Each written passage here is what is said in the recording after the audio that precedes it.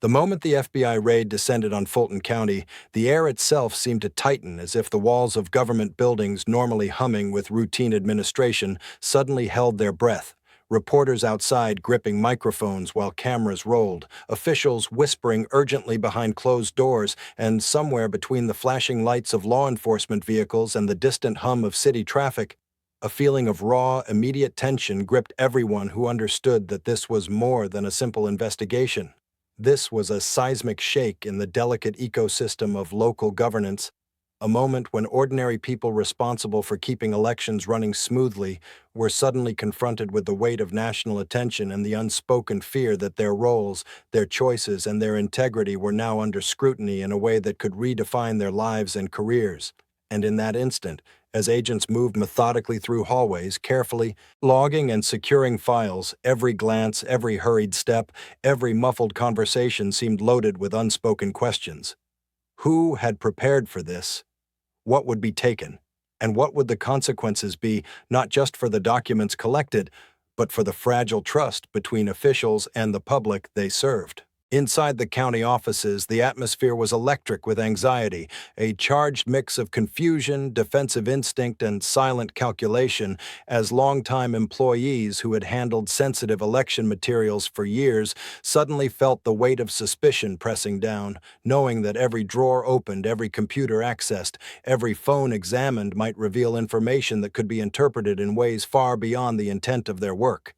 And as they watched agents move with quiet authority, some whispered fears of precedent and legal overreach, while others tried to focus on the procedural reality, reminding themselves that compliance was the safest path. Yet underneath the calm, the instinctual fear of being unfairly implicated, misrepresented, or thrust into a national spectacle surged through the room, a reminder that legality and perception often diverge when cameras are rolling and political narratives are at stake. The reporter on the scene, notebook in hand and voice trembling slightly with urgency, described it as a landscape of tension, a moment where ordinary administrative space had been transformed into a theater of fear and high stakes, capturing the subtle body language of officials as they tried to balance professionalism with self-preservation, noting how the quiet shuffling of papers and hushed phone calls contrasted sharply with the flashing news lights outside, as if the county's entire rhythm had been disrupted by the knowledge that national eyes were now measuring,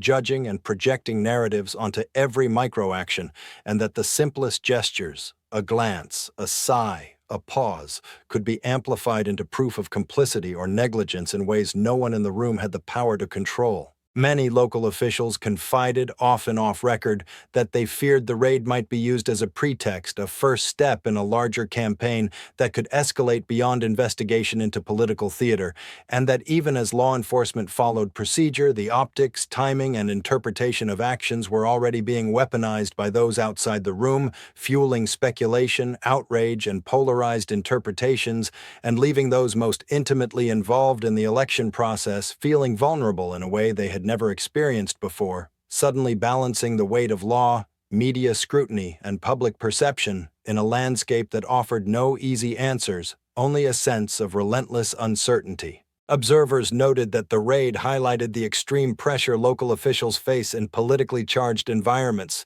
especially those overseeing electoral processes that have become flashpoints in national debates, where every action is scrutinized, every decision second-guessed, and every failure imagined as catastrophic, and that even if legal boundaries were strictly maintained, the psychological toll was immense, as officials calculated the potential consequences of routine administrative choices under the lens of a story being told in real time across the nation, a story where nuance is often lost but interpretation is weaponized for political and narrative gain. Analysts began to unpack the broader implications, noting that moments like the Fulton County raid are often understood differently depending on perspective. For law enforcement, a procedural investigation; for local officials, a confrontation with fear and scrutiny; for the public, an emotionally charged event open to interpretation; and for political operatives, a potential lever to influence narratives, campaigns, and public perception,